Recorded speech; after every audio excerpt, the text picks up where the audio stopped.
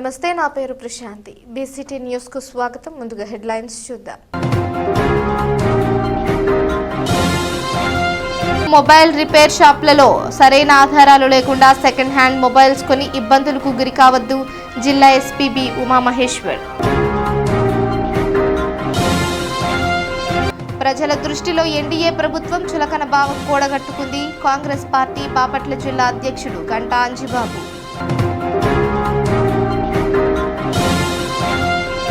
వైభవంగా ప్రారంభమైన శ్రీ కన్యకా పరమేశ్వరి అమ్మవారి జన్మదిన మహోత్సవాలు. అధిక సంఖ్యలో పాల్గొన్న భక్తులు.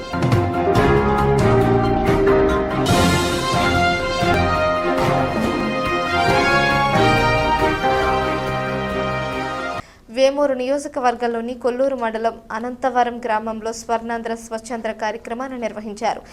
ఈ కార్యక్రమంలో జిల్లా collector doctor V Vinod Kumar పాల్గొన్నారు. ఈ సందర్భంగా అక్కడ ఏర్పాటు చేసిన పలు స్టాల్స్ ను పరిశీలించి పలు సూచనలు చేశారు. అనంతరం మహిళలు తయారు చేసిన మిడప వడియాల ప్యాకెట్ ను కొనుగోలు చేశారు. అదేవిధంగా గుత్తి వంకాయ కూర గురించి వివరాలు తెలుసుకున్నారు. కార్యక్రమంలో అధికారులు తదితరులు పాల్గొన్నారు.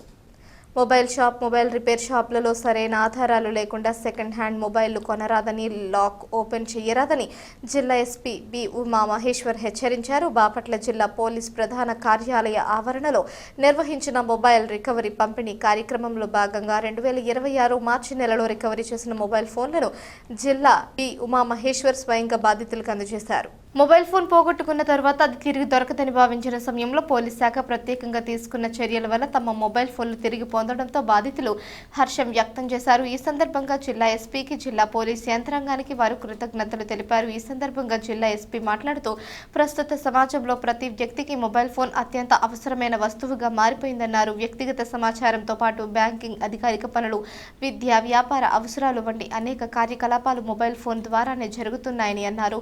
అందువల్ల మొబైల్ ఫోన్ పోగొట్టుకోవడం లేదా దొంగలించబడటం వల్ల ప్రజలు ఆందోళన చెందడం సహజమన్నారు. అలాంటి పరిస్థితుల్లో ప్రజలకు సహాయం చేయాలనే లక్ష్యంతో బాపట్ల జిల్లా పోలీస్ శాఖ మొబైల్ ఫోన్ రికవరీపై ప్రత్యేక దృష్టి సారించి పనిచేస్తోందన్నారు. సాంకేతిక పరిజ్ఞానాన్ని వినియోగించడంలో నిపుణులైన పోలీస్ అధికారులు సిబ్బందితో ప్రత్యేక బృందాన్ని ఏర్పాటు చేసి మొబైల్ ఫోన్లను వేగంగా రికవరీ చేసి బాధితులకు అందిస్తున్నామన్నారు.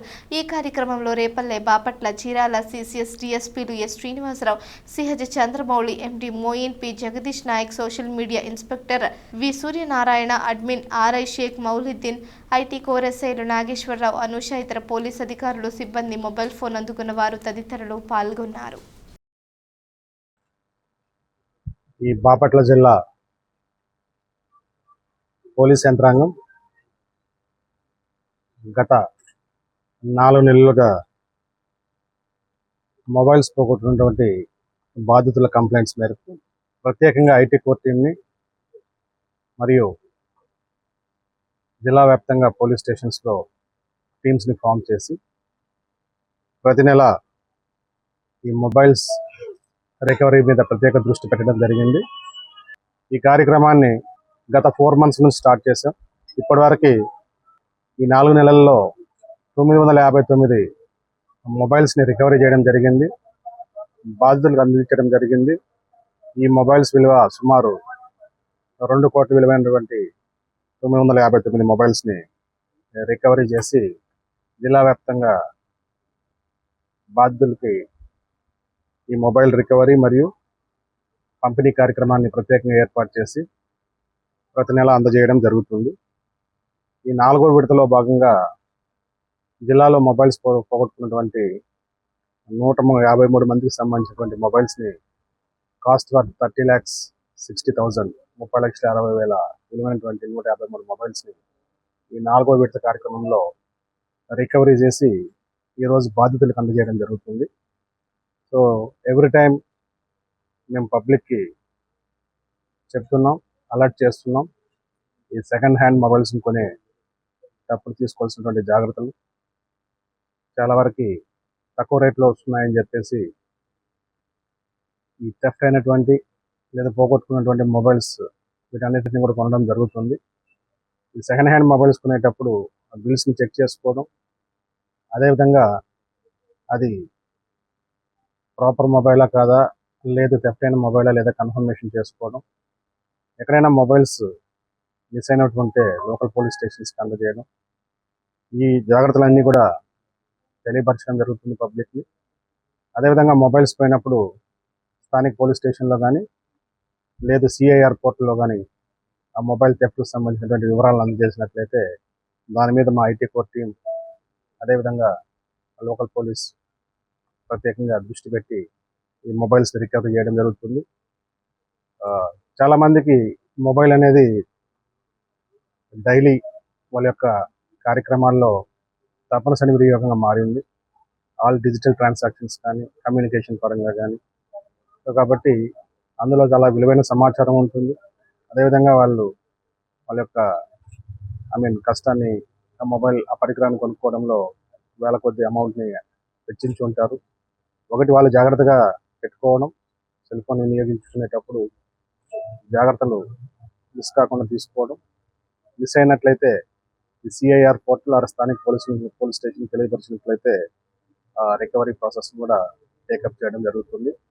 ఇది ప్రజలను ఉద్దేశించి ప్రజలకి బాధితులకి పోలీసులు మరింత దగ్గర అవ్వడానికి ప్రత్యేకంగా ఈ కార్యక్రమాన్ని టేకప్ చేసి గత 4 నెలల నుంచి ప్రత్యేక టీమ్స్ ద్వారా ఈ కార్యక్రమాన్ని విస్తృతంగా చేపట్టడం జరిగింది. సో ఈ నెల కూడా 153 మొబైల్స్ని రికవరీ చేసి ఈరోజు బాధితులకు అందజేస్తాం. భూగర్భ జలాలను అభివృద్ధి చేసేందుకు జలహారతి జలధార కార్యక్రమాన్ని ప్రభుత్వం ప్రవేశపెట్టిందని చెరుకుపల్లి ఎంపీడీఓ షేక్ మహబూబ్ సుబాని తెలిపారు. చెరుకుపల్లి మండల పరిషత్ కార్యాలయం వద్ద జలహారతి జలధార గ్రామ సభ నిర్వహించారు. ఈ సందర్భంగా ఆయన మాట్లాడుతూ గ్రామాల్లో చెరువులు, పంట కాలువలు అభివృద్ధి చేయడమే లక్ష్యంగా ప్రభుత్వం జలహారతి జలధార కార్యక్రమాన్ని నిర్వహిస్తుందని తెలిపారు. అందులో భాగంగా 100 రోజుల ప్రణాళిక తయారు చేసి గ్రామ సభలు నిర్వహించడం ద్వారా భూమిలో నీటి శాతం పెంపొందించే విధంగా అవగాహన కార్యక్రమాలు ఏర్పాటు చేస్తుందని తెలిపారు. అదేవిధంగా ఉపాధి హామీ పథకం ద్వారా ప్రతి ఇంటికి ఇంకుడు గుంత తీసేందుకు 6,000 రూపాయలు ఆర్థిక సహాయం చేస్తుందని తెలిపారు. గ్రామాలలో త్రాగునీరు, సాగునీరు, మురుగునీరు 3 రకాలుగా నీటిని నిల్వ చేసి విధానంపై ప్రజలకు అవగాహన కల్పించడం జరుగుతుందన్నారు. ఒక్కో గ్రామంలో మంచినీటి చెరువులు ఎన్ని ఉన్నాయి, వాటిని ఏ విధంగా అభివృద్ధి చేయాలి అనే అంశాలపై ప్రణాళికలు సిద్ధం చేయడం జరుగుతుందన్నారు. అదేవిధంగా చివరి భూములకు సాగునీరు సక్రమంగా అందుతుందా లేదా, కాలువ అభివృద్ధి పనులకు సంబంధించి ప్రణాళికలు తయారు చేయాల్సిన అవసరం ఎంతైనా ఉందని సూచించారు. ఈ కార్యక్రమంలో మండల స్థాయి అధికారులు, గ్రామ కార్యదర్శులు, గ్రామస్తులు పాల్గొన్నారు. రాష్ట్రంలో భూగర్భ జలాలని పెంచడానికి, అదేవిధంగా సర్ఫేస్ వాటర్ కూడా, భూమి మీద పారే వాటర్ కూడా, నీరు కూడా ఎక్కడ అడ్డంకులు లేకుండా పారే విధంగా చేయటం, ఇలాంటి అన్ని కార్యక్రమాలు చేయటానికి 100 రోజులు ఒక యాక్షన్ ప్లాన్ లాగా చేయమని చెప్పడం జరిగింది. ఏప్రిల్ 6వ తారీఖు నుండి జూలై 14వ తారీఖు వరకు ఈ యొక్క ప్రోగ్రామ్ని చేయమని చెప్పడం జరిగింది. దాంట్లో భాగంగా ఈరోజు మనం ఈ యొక్క కార్యక్రమాన్ని గ్రామ సభను ఏర్పాటు చేసుకున్నాము. ఈ విధంగా అన్ని గ్రామాల్లో కూడా జల గ్రామ సభని నిర్వహించమని చెప్పడం జరిగింది. ఈ జల గ్రామ సభ యొక్క కాన్సెప్ట్ ఏంటంటే, ఈ గ్రామంలో నీటి యొక్క లభ్యత ఏ విధంగా ఉంది అన్నది, ఆ లభ్యతని పెంచడానికి మనం ఏమేమి చర్యలు చేపట్టాలి అన్నది ముఖ్య కాన్సెప్ట్.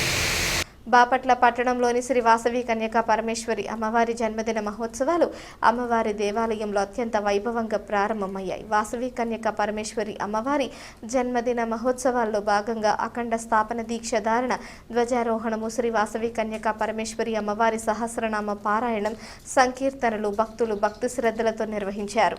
అదేవిధంగా 19వ తేదీ నందనందన భజన మండలి వారి ఆధ్వర్యంలో సంకీర్తన కార్యక్రమం, అమ్మవారికి విశేష అలంకరణ జరుగుతుందని అన్నారు. కార్యక్రమంలో భక్తులు పాల్గొనాలని శ్రీ ఆర్యవైశ్య సంఘ ఆలయ కమిటీ నిర్వాహకులు కోరారు. ఈ కార్యక్రమంలో అధ్యక్షులు కొత్తమాసు సత్యనారాయణ, కమిటీ సభ్యులు తదితరులు పాల్గొన్నారు. ప్రజల దృష్టిలో ఎన్డీఏ ప్రభుత్వం చులకన భావం కూడగట్టుకుంటుందని కాంగ్రెస్ పార్టీ జిల్లా అధ్యక్షులు గంటా అంజిబాబు అన్నారు. బాపట్ల పట్టణంలోని పటేల్ నగర్లో గల ఆయన స్వగ్రామంలో ఏర్పాటు చేసిన విలేకరుల సమావేశంలో పాల్గొన్నారు. నిన్న జరిగిన పార్లమెంటు సమావేశంలో మహిళా బిల్లుతో పాటు డీలిమిటేషన్, ఓబీసీని తప్పుదోవ పట్టిస్తానికి మోడీ అమిత్ షాల యొక్క దుర్మార్గమైన ఆలోచనతో మహిళా రిజర్వేషన్ అని పెట్టి మేమేదో మహిళలకి వ్యతిరేకంగా ఉన్నట్టుగా క్రియేషన్ చేయడానికి మోడీ ఆడిన నాటకంలో నిన్న బట్టబయలయ్యి ఎన్డీఏ కూటమి నిన్న ప్రజల దృష్టిలో చులకన భావాన్ని కూడగట్టుకుంది తప్పితే మహిళా రిజర్వేషన్ పెట్టమన్నదే గతంలో కాంగ్రెస్ పార్టీ. గతంలో ఒకసారి దాన్ని పార్లమెంట్లో ప్రవేశపెట్టి దానికి తగ్గ విధంగా మహిళలకు ఏ విధంగా 33% రిజర్వేషన్ కల్పించాలనే ఉద్దేశంతో గతంలోనే మన్మోహన్ సింగ్ గారి టైంలోనే పెడతాం జరిగింది. దాన్ని మరొకసారి డీలిమిటేషన్ ఓబీసీని ఇది కానికుండా చేయటం కోసం అయిన దాన్నే మహిళా రిజర్వేషన్ని ముందు పెట్టి వెనక రాజకీయ చిత్రాన్ని చూపటానికి చూసిన వాళ్ళ యొక్క జంటని ఓటమితో రాహుల్ గాంధీ గారు వాళ్ళ ఓటమిని విజయంగా చూపెట్టారు ఈరోజు భారతదేశం మొత్తానికి. మీకు చిత్తశుద్ధి ఉంటే, మహిళల మీద చిత్తశుద్ధి ఉంటే ప్రత్యేకంగా మహిళా రిజర్వేషన్ పెట్టండి, మేము దానికి మద్దతు ఇస్తామని కాంగ్రెస్ పార్టీ మొదటి నుండి చెప్తున్నా వినకుండా మళ్ళా రాబోయే రోజుల్లో ఓటమి తప్పదని ఈ మోడీ అమిత్ షా యొక్క జంటకి, ఎన్డీఏ కూటమి జంటకి ఉద్దేశంతో ఏదో ఒక బిల్లుని ప్రవేశపెట్టి ప్రజల్ని తెగమక్క చేస్తూ మరొకసారి అధికారంలోకి రావాలనే దురాలోచనతో ఈ బిల్లుని ప్రవేశపెడతాం జరిగింది. అదేవిధంగా ఈ రాష్ట్రంలో ఏ రాష్ట్రంలో లేని విచిత్రమైన పరిస్థితి మన ఆంధ్రప్రదేశ్లో ఉండేది. ఇక్కడేమో గల్లీలో ఇద్దరు కొట్టుకుంటారు, చంద్రబాబు జగన్మోహన్ రెడ్డి. అక్కడికి వెళ్ళిన తర్వాత ఇద్దరు కలిసి ఒకే పార్టీకి అమిత్ షాను మోడీ ఏది చెబితే దానికి తందానా అని ఓటేయటం ఈ రాష్ట్రంలోనే చూస్తున్నాం. ఏ రాష్ట్రంలో అయినా డిఎంకే ఒకేపు ఉంటే అన్నా డిఎంకే ఒకేపు ఉండేది, తృణమూల కాంగ్రెస్ ఒకేపు ఉంటే బీజేపీ ఒకేపు ఉండేది, ఆర్జేడీ ఒకేపు ఉంటే లలూ ప్రసాద్ యాదవ్ గారి పార్టీ ఒకేపు ఉండేది, అఖిలేష్ యాదవ్ గారు ఒకేపు ఉంటే బీఎస్పీ కానీ మిగతా ఇతర ప్రతి రాష్ట్రంలో ఎక్కడెక్కడ వాళ్ళ ఇది నిర్ణయాలు ఉంటే పార్లమెంట్లో కూడా అదే విధంగా నిర్ణయం తీసుకుంటారు. కానీ ఆంధ్రప్రదేశ్లో మాత్రం చంద్రబాబు ఏమో జగన్మోహన్ రెడ్డిని పిల్ల కాంగ్రెస్ అంటాడు, జగన్మోహన్ రెడ్డి ఏమో కాంగ్రెస్ చంద్రబాబు కలిసి నన్ను జైలు పాలు చేశారంటారు. వీళ్ళిద్దరూ మాత్రం అక్కడ ఢిల్లీలో మాత్రం మోడీ దగ్గర చట్టాపట్టాలు వేసుకొని ఢిల్లీ లవర్స్ బాయ్ లాగా తిరుగుతారు వీళ్ళిద్దరూ. ప్రజలు ఇప్పుడైనా అర్థం చేసుకోండి, నిజమైన ప్రజల కోసం చట్టాలని అమలు చేసేది, చట్టాలని ప్రవేశపెట్టేది కాంగ్రెస్ పార్టీయే. ప్రజల కోసం అధికారం మళ్ళా పొందాలనే ఉద్దేశంతో కొత్త చట్టాన్ని తయారు చేసేది ఈ బీజేపీ ప్రభుత్వం. అసలుకి 33% రిజర్వేషన్ మహిళలకు ఇస్తే దాంట్లో మాకు ఏ విధమైన అవకాశాలు ఉన్నా అన్ని విధాలుగా కాంగ్రెస్ పార్టీ దాన్ని ప్రూవ్ చేసుకుంది. అసలు చంద్రబాబు ఇంట్లోనే మహిళలకు రిజర్వేషన్ లేదు. ఉదాహరణకు తండ్రి కొడుకు ఇద్దరు పదవులు పొందారు, అసలు వాళ్ళింట్లో 33% చేస్తే అసలు వాళ్ళు ఎక్కడ ఉంటారు? ఇక జగన్మోహన్ రెడ్డి తల్లికి చెల్లికి న్యాయం చేయలేడు, వీళ్ళు మహిళల గురించి మాట్లాడుతున్నారు. అసలుకి అదే విచిత్రమైన పరిస్థితి ఈ రాష్ట్రంలో. మహిళలు అర్థం చేసుకోవాలి ఇలాంటి పరిస్థితులు. ఈ దేశం అంతా గుజరాతీయుల చేతిలోకి వెళ్ళిపోతూ ఆర్థిక వనరులన్నీ ఆ రాష్ట్రాలకు సంబంధించిన వ్యక్తులకే పెరుగుతూ ఉంటాయి. నెంబర్ 1 ఈరోజు అదాని ఉంటే తర్వాత రోజు అనిల్ అంబానీయో లేకపోతే రిలయన్స్ అయినా ఉంటారు. వాళ్ళకి సంపద పెరుగుతుంది, కానీ పేదవాడికి సంపద లేకుండా చేయగలిగే పార్టీలు ఏమన్నా అది ఎన్డీఏ కూటమి. ప్రజలు అర్థం చేసుకున్నారు కాబట్టి ఎలక్షన్ల ముందు 100 లోపే వచ్చింది ఇండియా కూటమి అని చెప్పి ప్రజలను నమ్మించారు. కానీ నిన్న కూడా ప్రూవ్ చేశారు 230 సీట్ల పై చిలుకు. రాబోయే రోజుల్లో ఇదే పార్లమెంట్లో 2029లో రాహుల్ గాంధీ ప్రధాని కావటం ఖాయం. దీన్ని ఎవరు ఎన్ని కుతంత్రాలు చేసినా సరే, చంద్రబాబు, జగన్మోహన్ రెడ్డిలతో సహా ఎంతమంది చేసినా రాహుల్ గాంధీ ప్రధాని కానియకుండా ఆపలేరు. ఘనంగా హనుమాన్ జయంతి మండల ఉత్సవాలు, హనుమాన్కు విశేష పూజలు, అర్చనలు, అభిషేకాలు. కర్లపాలెం సత్యసాయి మందిరంలో హనుమాన్ మండల కాల జయంతి ఉత్సవాలు 17వ రోజుకు చేరుకున్నాయి. ఈ సందర్భంగా ఆలయ అర్చక స్వామి పరిమి శ్రీమన్నారాయణ ఆధ్వర్యంలో అధిక సంఖ్యలో మహిళా భక్తులు పాల్గొని హనుమాన్కు విశేష పూజలు, పంచామృత అభిషేకాలు, కలన పూజలు, 11 సార్లు హనుమాన్ చాలీసా పారాయణం నిర్వహించారు. అనంతరం తీర్థ ప్రసాదాల పంపిణీ కార్యక్రమం నిర్వహించారు. ఈ కార్యక్రమంలో పి సువర్చలాదేవి, శ్వేత, ఆలపాటి అనూష, రాజ్యలక్ష్మి, చేబ్రోలు విజయలక్ష్మి, నాలం అనిత, విజయ తూనుగుంట్ల రామ్మోహన్ రావు, లలితాబాబు, విజయలక్ష్మి తదితరులు పాల్గొన్నారు. విద్య వ్యక్తిగత, సామాజిక, ఆర్థిక పునాదికి కీలక పాత్ర పోషిస్తున్నదని జెడ్పీటీసీ పిట్ల వేణుగోపాల్ రెడ్డి అన్నారు. కర్లపాలెం రెడ్డి సేవా మిత్ర ఆధ్వర్యంలో ఇంటర్మీడియట్లో అత్యధిక మార్కులు సాధించిన విద్యార్థులకు అభినందన సత్కార సభ నిర్వహించారు. ఈ సందర్భంగా విద్యార్థులు 8 మందిని శాలువాతో సన్మానించి జ్ఞాపిక స్వీట్స్ను పంపిణీ చేశారు. ఈ కార్యక్రమంలో అధ్యక్షులు నంగు గోవర్ధన్ రెడ్డి, సెక్రటరీ ప్రసాద్ రెడ్డి, గౌరవ అధ్యక్షులు చీరల శ్రీనివాస్ రెడ్డి, ట్రెజరర్ హరిబాబు రెడ్డి, పిట్టు వసంత్ రెడ్డి, పిట్ల చంద్రశేఖర్ రెడ్డి, అట్ల నాగేశ్వర్ రెడ్డి, చీరాల బ్రహ్మానంద రెడ్డి, అట్ల అయ్యప్పారెడ్డి, పిట్టు నాగాంజనేయులు రెడ్డి తల్లిదండ్రులు తదితరులు పాల్గొన్నారు. ప్రకృతి వ్యవసాయంలో అధిక దిగుబడులు, ఆదాయం, ఆరోగ్యం బాగుంటుందని ప్రకృతి వ్యవసాయం రైతును తక్కి ధర్మయ్య అన్నారు.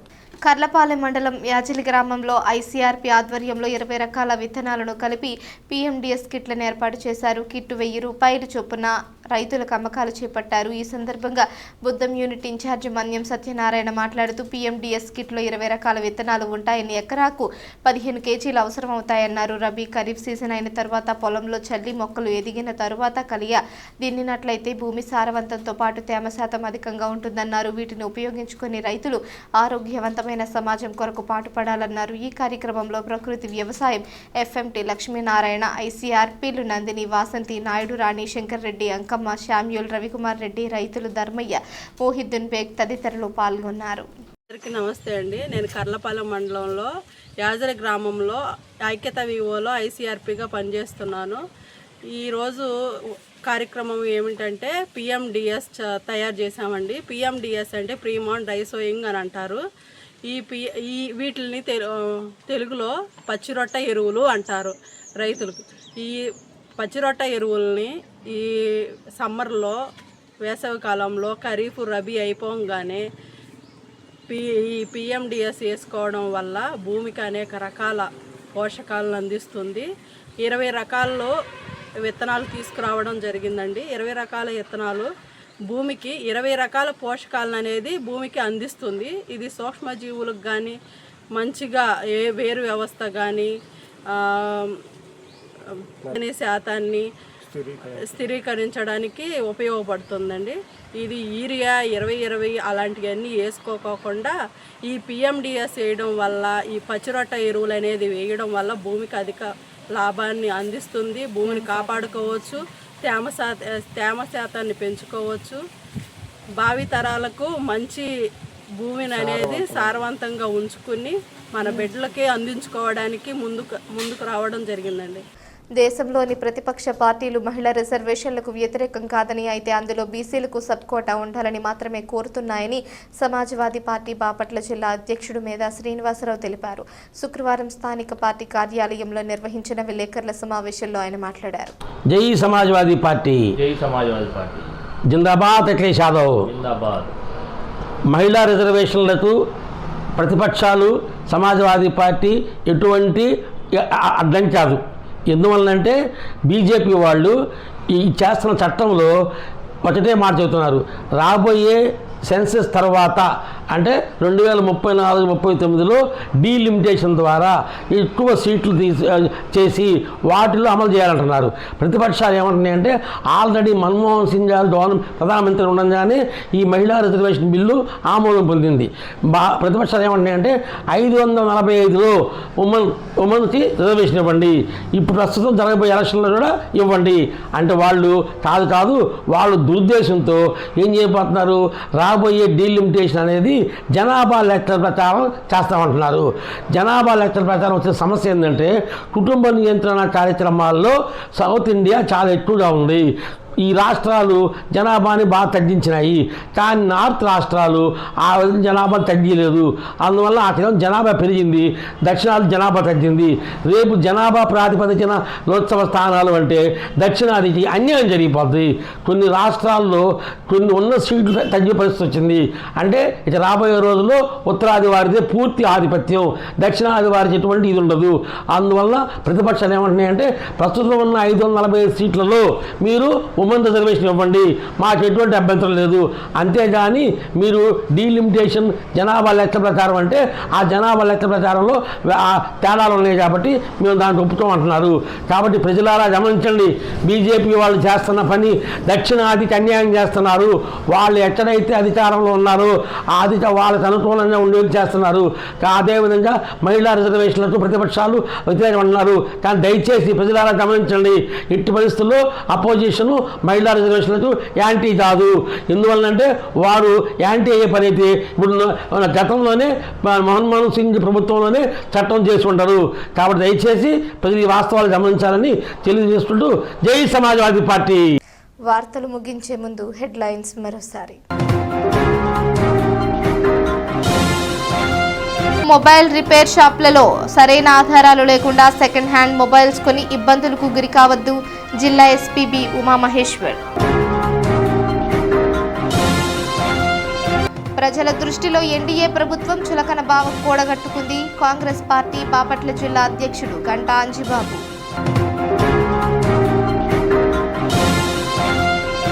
వైభవంగా ప్రారంభమైన శ్రీ కన్యకా పరమేశ్వరి అమ్మవారి జన్మదిన మహోత్సవాలు, అధిక సంఖ్యలో పాల్గొన్న భక్తులు.